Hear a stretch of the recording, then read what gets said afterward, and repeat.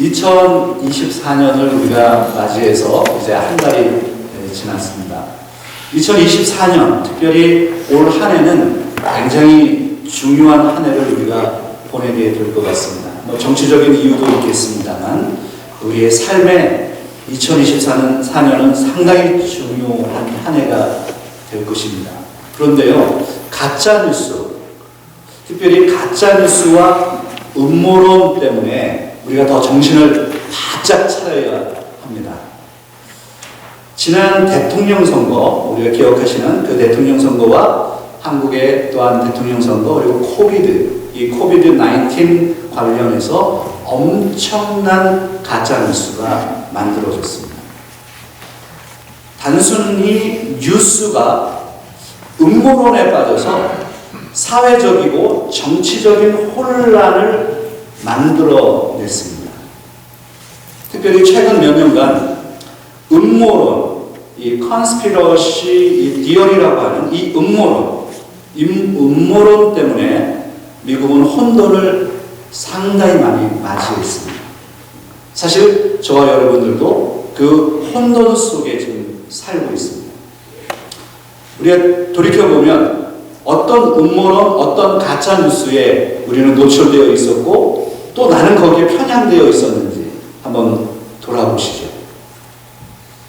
나에게 가짜뉴스는 무엇이었고 나를 공격하는 음모론은 도대체 무엇이었을까? 대표적인 한 인물을 좀 소개하고 싶은데요. 웨인 앨런 루트라고 하는 인물입니다. 미국 안에서 지금 상당히 유명한 분입니다. 이분은 가짜뉴스를 만들어내고 음모론을 만들어낸 이유로 트위터 X에서 완전히 영구 제명되었고, 그러나 엄청나게 지지자들이 많습니다. 2020년 대통령 선거 때 엄청난 뉴스를 퍼뜨렸고, 그래서 또 명예훼손으로도 소송에 휘말려서 아주 엄청난 그 손해배상 책임에 휘말리기도 했던 인물입니다. 우리가 어떤 견해 그리고 자신의 어떤 생각을 말할 수 있습니다. 말할 수 있으나 그것이 근거가 없거나 어떤 터무니없는 주장을 했다면, 그래서 한 개인이나 한 사회에 그리고 국가에 아니면 어떻게 전 세계에 혼란에 빠지게 했다면 어떻게 되겠습니까? 가짜뉴스요, 음모론, 우리가 당면에 있는 2024년에 우리가 헤쳐나가야 할 아주 매우 중요한 주제, 이슈입니다. 요즘은요, 너무나도 IT 기술이 발달해가지고 딥페이크 기술이 엄청나게 발전됐습니다. 이 딥페이크 기술은 어떤 것이냐면 AI를 기준으로 해서, 기반으로 해서 사람의 얼굴을 바꿔버리는 겁니다. 지금 톰 크루즈를 보시는데 톰 크루즈가 아닙니다. 얼굴을 살짝씩 다 바꿔서 지금 사람을 그 사람이 아닌 가짜 뉴스로 만들 수 있는 기술이 어마어마하게 지금 발전되어 있습니다. 이것을 딥페이크라고 합니다. 그리고 우리가 알고 있는 것처럼 유튜브는 지금 엄청난 논쟁 속에 휘말리고 있는데, 이 유튜브는 지금 알고리즘을 통해서 인기 있는 것만 가장 먼저 떠올리게 하는 그런 기술, 그 알고리즘을 가지고 사용합니다. 이것이 진리와는 상관없습니다. 그렇기 때문에 지금 구글이 지금 당면한 과제는, 사실 SNS들이 지금 당면한 과제는 무엇이냐면 유명한 것을 무조건 올릴 것이냐, 참과 거짓을 판명해낼 것이냐, 이 기준이 지금 2024년의 싸움입니다. 사실 기독교인들이요, 우리는 더 조심해야 돼요. 유튜브에 엄청난 지금 설교와 엄청난 이상한 교리들이 수없이 올라와서 사회의 종교가 이것을 이용하죠. 엄청난 자신들의 교리를 퍼뜨려서 사람들을 모으고 있습니다. 그래서 오늘 이것은 제가 문제 제기를 던져드리면서 오늘 본문으로 여러분을 초대하고 있는 겁니다. 우리는 이 시대에 바른 복음을 선포하고 그리고 복음을 올바르게 변호할 그러한 책임을 지고 있습니다. 여러분 한번 같이 따라하면 좋겠어요. 우리는 이 시대에 바른 복음을 선포하고 복음을 바르게 변호할 책임이 있다. 여러분 그렇게 생각하십니까? 예, 그렇습니다. 우리는 지금 사회적으로도 정치적으로도 밖에서 가짜뉴스와 음모론과 그것이 또한 기독교의 신앙 속에 우리는 엄청난 복음의 위기 속에 있는 겁니다. 그런 복음의 위기 속에서 우리는 바른 복음이 무엇인지를 또한 해석해내야 되고 바른 복음과 싸워야 되고 바른 복음 앞에 내가 그 복음을 변호할 줄을 알아야 됩니다. 여러분 왜 제가 이런 이야기를 지금 하고 있습니까? 바로 로마서 1장 2절에 1장과 2장에 사도 바울이 엄청나게 지금 복음과 씨름하고 있기 때문에 그렇습니다. 그리고 오늘 특별히 로마서 3장, 이 로마서 3장에 들어왔는데요. 이 로마서 3장에는 복음에 대한 반대와 그릇된 주장들에 대해서 사도 바울이 강력하게 변호하고 있는 부분을 우리가 만났기 때문입니다. 사도 바울은 지금 복음을 변호하고 있습니다. 그래서 오늘 우리 로마서 3장, 오늘 우리 본문을 삼고 있는 로마서 3장 1절로 8절에 있는 말씀은 로마서 안에 가장 어려운 본문이라고 학자들이 그렇게 이해합니다. 우리가 이 본문을 읽어도 이해가 안 되는 거예요. 도대체 이 말씀 무엇을 말하는가? 그래서 신약학자 가운데 제임스 던이라고 하는 아주 유명한 학자가 있죠. 이 학자가 이렇게 이야기를 했습니다. 로마서 3장 1절로 8절에 있는 이 말씀은 그 힘지 있죠. 힘지, 경첩이라고 하는 편지의 초반부와 후반부의 연결 부분인 이 힘지와 같고 기차 선로의 교차로 같아서 이 본문을 해석하기가 매우 어렵다. 이거는 신약 학자들이 그렇게 얘기를 하고 있습니다. 로마서 3장 1절로 8절에 있는 이 말씀이 무엇이길래 이렇게 학자들조차도 어려워하고 도대체 사도 바울은 우리에게 무엇을 말씀하고 있는 것일까요? 오늘 본문은 디아트립의 형식을 가지고 있습니다. 가상의 대적자들과 싸우는 장면을 글로 표현하고 있고요. 그리고 오늘 본문에 보면 계속해서 퀘스천 마크, 의문문이 7번이나 등장합니다. 그리고 대화체입니다. 도대체 무엇을 말씀하고 있는 것일까? 저도 오늘 본문을 준비하면서 성경을 수십 번을 읽습니다. 본문을. 그런데 아주 클리어하게 이게 딱딱 떨어지지가 않는 거예요. 그래서 오늘 이 본문을 그래서 두 부분으로 나누어서 오늘 본문만 이해해도 성공한 겁니다. 그래서 로마서 오늘 3장 1절로 8절에 있는 말씀을 두 부분으로 나누는 겁니다. 일단은 1절로 4절부터 나누는 거예요. 1절로 4절로 한 문단을 나누고 여기는 두 가지 질문과 두 가지 대답이 있어요. 그리고 후반부 5절부터 8절까지를 또 나눕니다. 그리고 이 5절부터 8절까지도 두 질문으로 요약이 되고 두 가지의 해답으로 답변으로 요약이 됩니다. 그래서 4개의 질문과 4개의 답변으로 요약을 할 수가 있습니다. 여러분 제가 지금 여러분 중심을 모으고 있죠? 몇 가지 질문이요? 네, 한 4분이 지금 답변하셨어요. 자, 몇 가지 질문이요? 4가지. 그리고 몇 가지 답변이요? 4가지 답변. 그러면 먼저 첫 번째 문단인 로마서 3장 1절로 4절에 있는 말씀은 도대체 무엇을 말씀하고 있는 것인가? 제가 요약해 놓은 이 화면 있죠? 이 화면을 공부하시는 분들은 사진을 좀 찍어 놓으시면 좋을 것 같아요.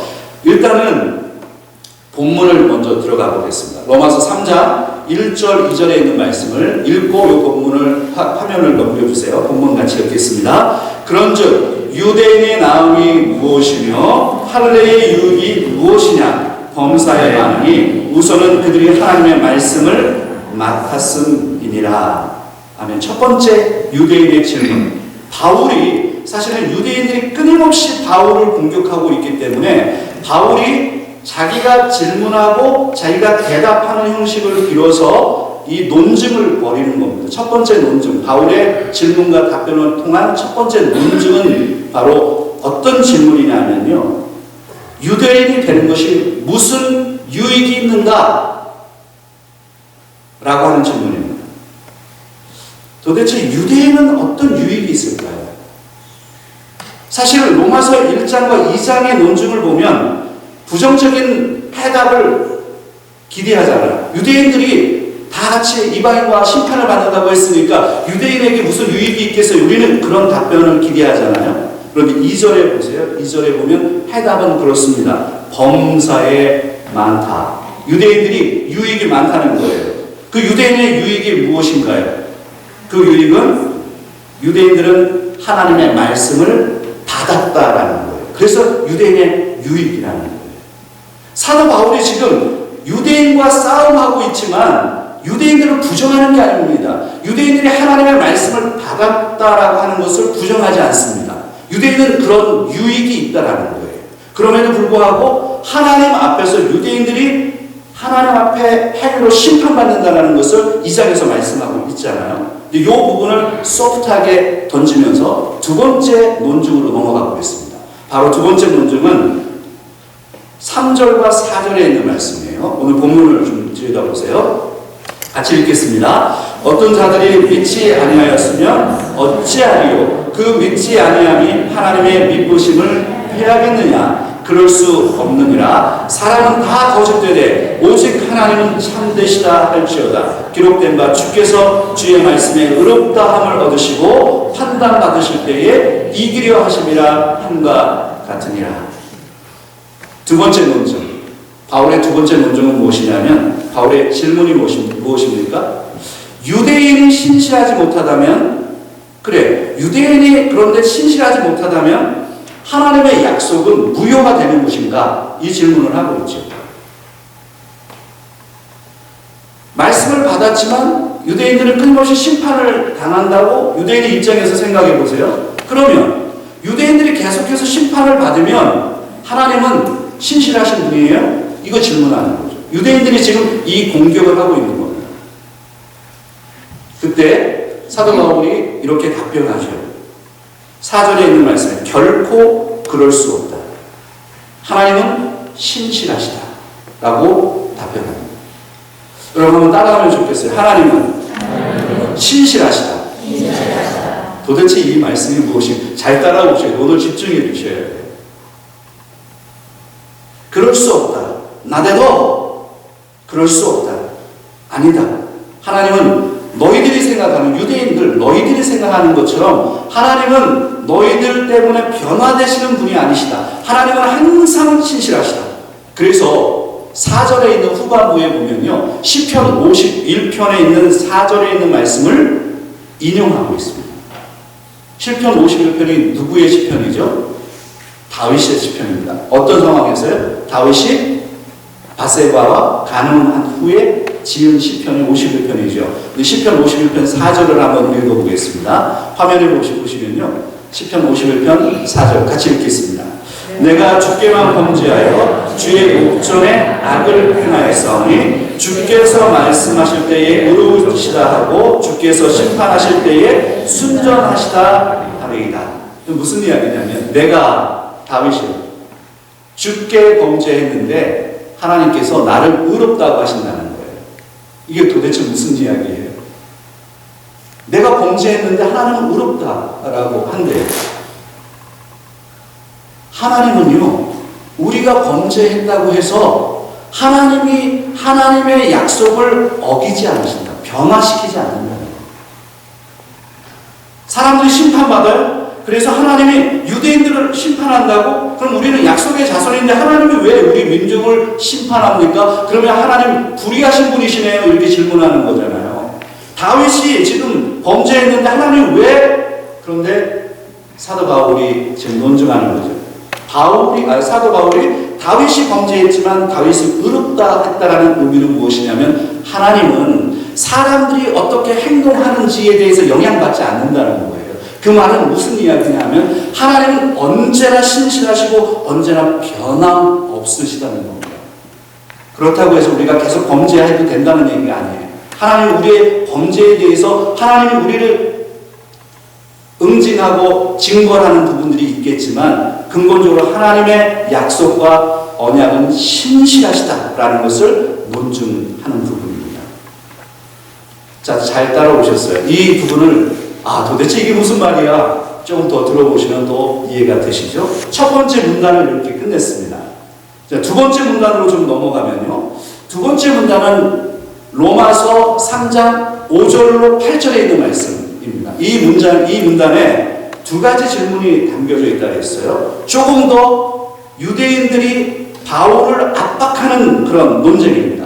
그것을 느낄 수 있습니다. 오늘 본문 로마서 3장 5절과 6절에 있는 말씀을 먼저 읽어보도록 하겠습니다. 그러나 우리 불의가 하나님의 의를 드러나게 하면 무슨 말 하리요? 내가 사람의 말한 대로 말하느니 진노를 내리시는 하나님이 불의하시냐? 결코 그렇지 아니하니라. 만일 그러하면 하나님께서 어찌 세상을 심판하시리요?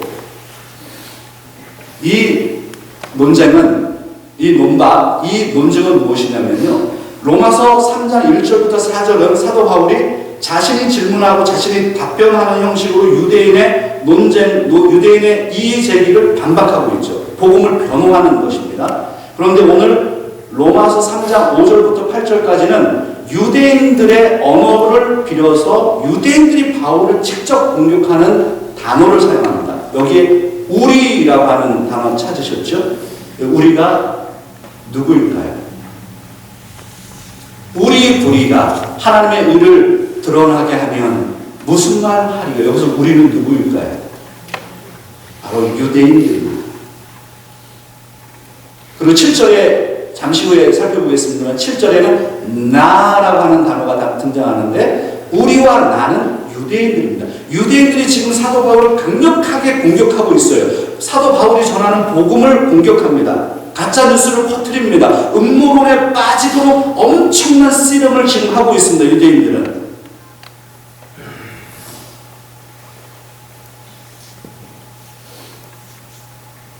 5절에 있는 말씀을 잘 읽어보세요. 시간을 좀 드리겠습니다.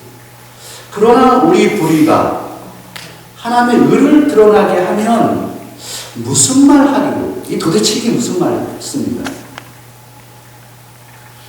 유대인들의 불의가 하나님의 의를 드러낸다고요?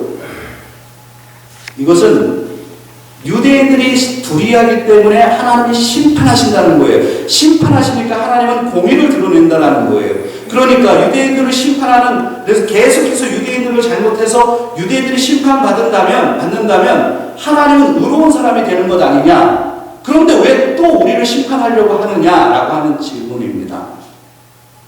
이게 도대체 무슨 이야기인가요? 제가 이거 다 들어주셔야 돼요. 조금만 더 집중해 주세요. 바울이 이렇게 답변하죠.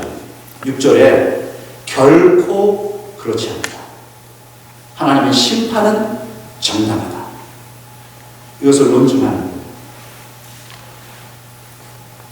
유대인들이 이런 생각을 반박을 하는 겁니다.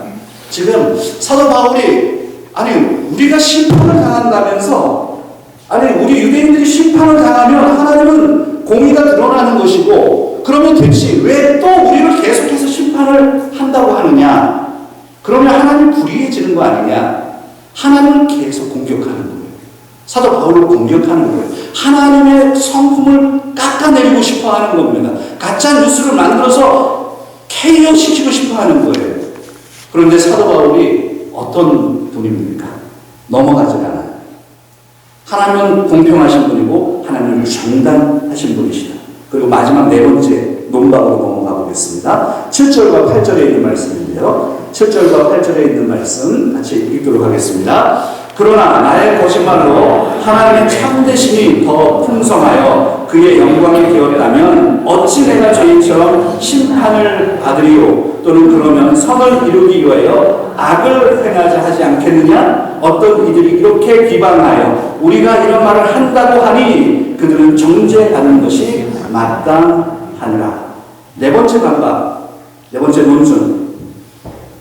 이 네 번째 논증은요, 그 다음 화면을 보여주세요. 네 번째 논증은 이런 의미가 있는 것입니다. 첫 번째, 유대인들이 반박해요. 왜 하나님은 여전히 유대인을 죄인처럼 심판하려고 하느냐? 이것을 질문합니다. 제가 지금 논증을 쭉 설명해 왔죠. 다 설명한 것들이 기억 안 나셔도 좋고요.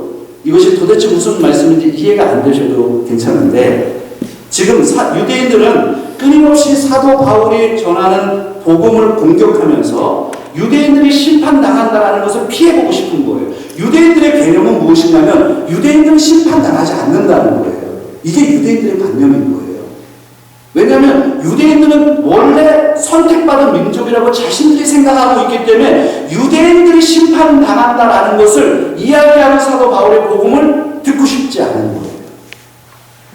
그래서 계속해서 이렇게 찔러보고 저렇게 찔러보고 논증합니다. 그러니까 사도 바울이 이렇게 마지막으로 딱 결론을 냅니다. 8절에 있는 말씀, 여러분 화면을 한번 다시 보여주시면 8절을 같이 한번 읽어보면 좋겠어요. 또는 그러면 선을 이루기 위하여 악을 행하지 않겠느냐? 어떤 이들이 이렇게 비방하여 우리가 이런 말을 한다고 하니 그들은 정죄받는 것이 마땅하다. 여기 어떤 이들은 누굽니까? 바로 사도 바울을 공격하고 다른 복음을 비방하고 있는 유대인들. 사도 바울이 그 사람들은 결국에는 심판을 받는 것이 마땅하다. 결론을 내버렸습니다. 지금 우리는 로마서 3장에 있는 말씀을 지금 보고 있는데요. 이 로마서 3장이 그렇게 어려운 거예요. 왜 어렵냐 하면 논증을 하는데 사도 바울을 공격하고 기독교를 공격하고 하나님을 흠집을 내고 싶어하는 사람들, 그 유대인들, 당시 유대인들은 끔찍한 거예요. 우리가 이 본문을 지금 해석하기도 어려워. 도대체 이것은 무엇을 의미하느냐 하면요, 지금 하나님을 흠집내고 싶어하고 하나님의 교리를 흔들어버리고 싶어하고 바른 교리를 흔들어버리고 싶어하고 바른 복음을 흔들어보고 싶어하는 사람들, 가짜의 뉴스와 음모론에 빠지게 하고 싶어하는 사람들이 수없이 많다는 사실입니다. 우리는 그런 싸움을 하고 있는 거예요.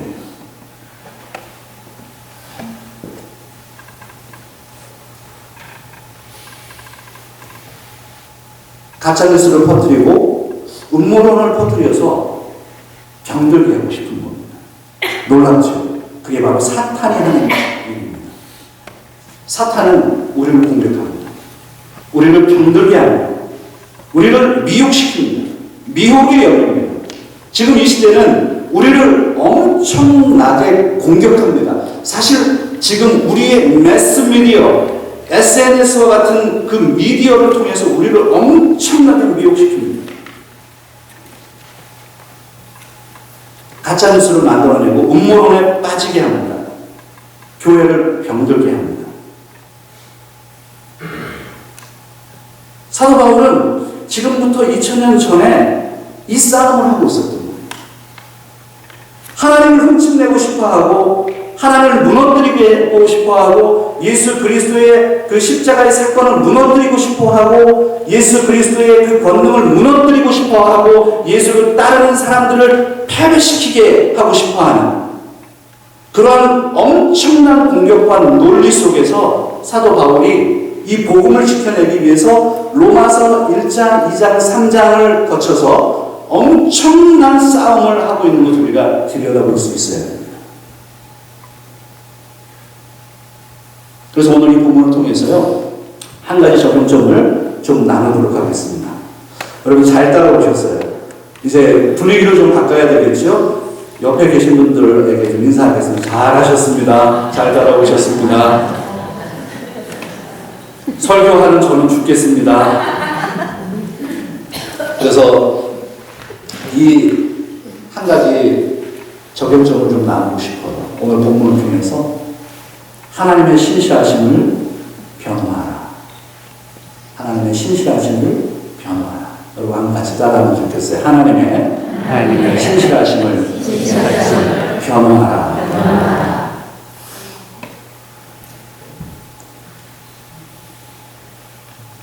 유대인들이 끊임없이 공격했던 게 무엇이냐면 하나님이 선택받은 자신들, 유대인들을 심판한다면 하나님이 신실하지 못하신 분이다 라는 논리를 피우고 있는 거죠.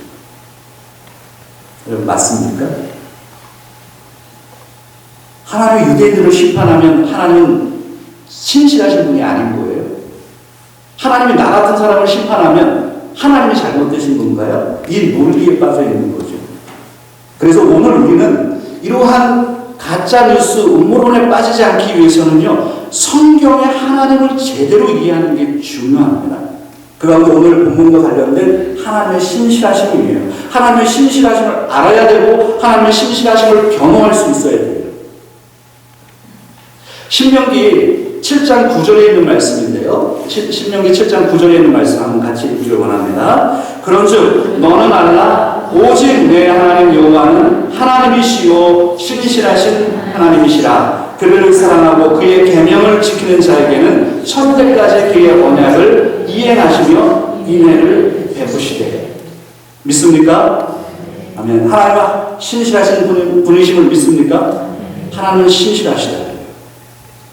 그래서 하나님의 계명을 지키는 사람들, 그 사람들에게는 영원히, 천대라고 하는 것은 무한대를 의미하죠. 그래서 영원히 하나님이 약속의 자녀로 삼으시겠다. 하나님은 변하지 않아요. 사람들이 심판하고 사람들이 잘못을 하고 범죄를 했다고 해서 하나님이 이 사람을 버려버리고 이런 분이 아니시라는 것이죠.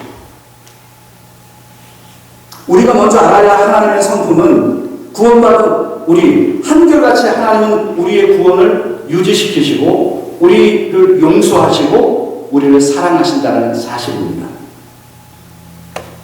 이 정도 되면 아멘 좀 하시면 좋은데, 하나님은 우리한테 영향을 받지 않아요. 쉽게 얘기하면 우리 자녀들이 막 부모의 속을 썩여요. 그때 나는 이 자녀를 버려버리나요? 아니면 이 자녀를 더 사랑합니다. 하나님의 사랑은 한결같아요. 하나님의 사랑은 늘 용서의 사랑이에요. 우리를 용서하세요. 우리를 사랑하세요. 끝까지 잡고 계세요. 그게 하나님의 사랑, 하나님의 신실하심이에요. 여러분 지난주에 축구 때문에 울고 울었다, 그런 울고 웃었다 이런 일이 좀 많이 있었어요. 요즘 우리 여성분들은 잘 모를 수도 있는데 지금 축구 아시안컵이 있습니다. 근데 지난주에 정말 이 한국이 나는 정말 너무 가슴이 졸이는 거예요. 왜 이렇게 전반에 골을 못 넣고 꼭 끝날 때 그때 넣냐고요. 아주 죽겠어요. 아주. 요번에 호주하고 8강전에서 손흥민 선수가 1초 남기고 페널티킥 얻어내가지고 그래서 1대1을 만들어서 연장 가서 이긴 거 아시죠? 그런 것처럼 아주 사우디아라비아에서도 그랬고 사우디아라비아 16강전에서도 그랬고요. 호주와의 경기에서도 그렇고 지금 아주 그런데 센세이션을 이루고 있는데 이번에 아무튼 한국팀이 잘 됐으면 좋겠어요. 제가 무슨 얘기하려고 하느냐면요. 근데 여러분 한국 사람들이 골을 못 넣으니까 계속 댓글로 욕을 엄청 하는 거예요. 그게 누구냐면 제가 일부러 사진에 얼굴은 안 보여드리는 거예요. 조규성 선수가 얼마나 욕을 먹는지 겉멋 들어가지고 머리는 왜 길고 다니느냐, 여기 머리띠에 신경 쓰고 있느냐, 너 축구하지, 네가 연예인이냐, 별의별 얘기 다 하는 거예요. 그런데 사우디아라비아에서 16강전에서 조규성이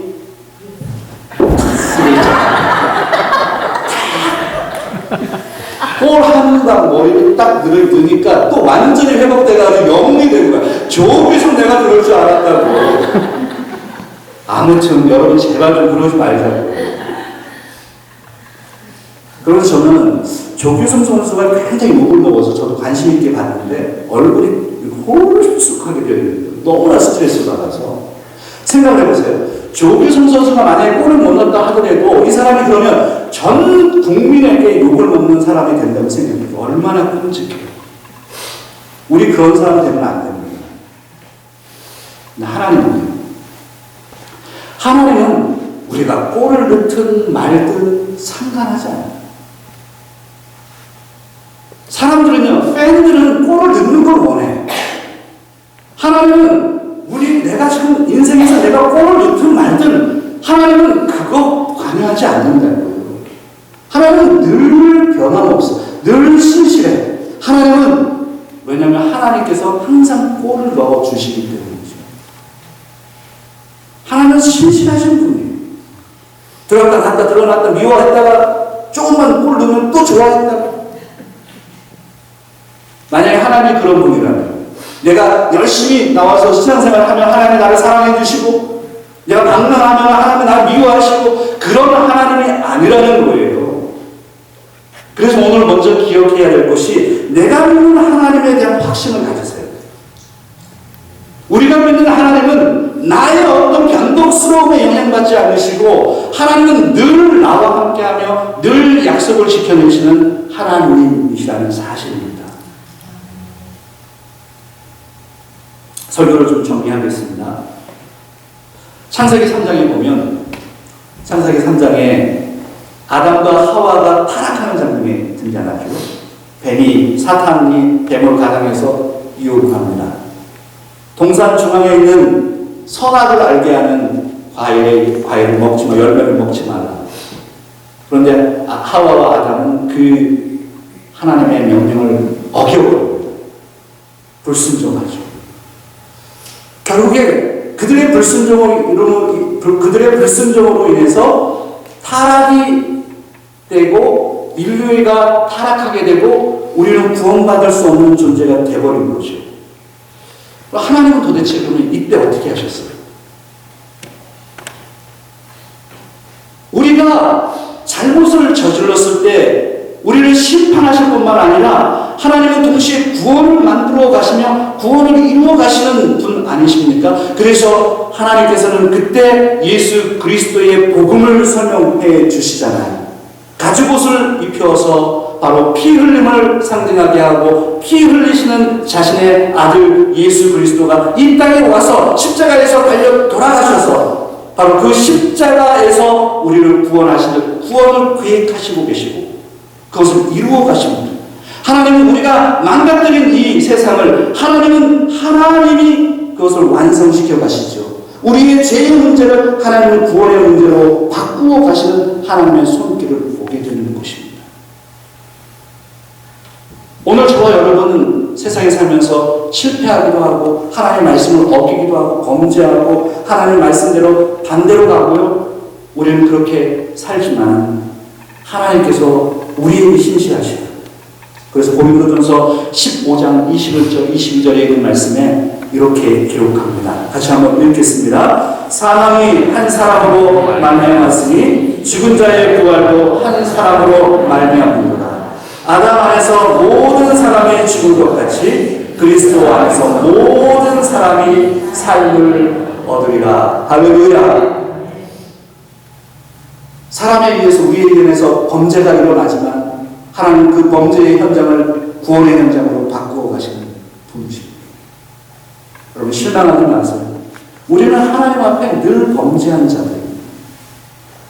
잘못한 자들. 그러나 하나님이 나를 버리지 않으십니다. 나를 다시 만들어 가시고 다시 구원을 받은 하나님의 백성으로 이끌어 가십니다. 지난 한 주간 삶을 사시면서 얼마나 힘드셨어요? 세상은 우리를 압박합니다. 직장생활 쉽지 않아요. 사회적인 책임을 다하고 직장인 책임을 다하고 비즈니스를 운영을 하고 또 나이 드시는 연세 드시는 우리 어르신들은 건강의 문제 또 이민자로 살아가는 저와 여러분들은 미래의 문제 또 경제적인 문제 자녀들의 기도 제목들 우리 안에 얼마나 많은 어려움들이 있습니까? 그럼에도 불구하고 하나님은 늘 나와 함께 골을 넣으시는 하나님. 하나님이 골을 넣어주시는 하나님. 나는 골을 넣을 수가 없어요. 골 하나 넣는 것도 불편해. 그리고 나는 능력이 없어요.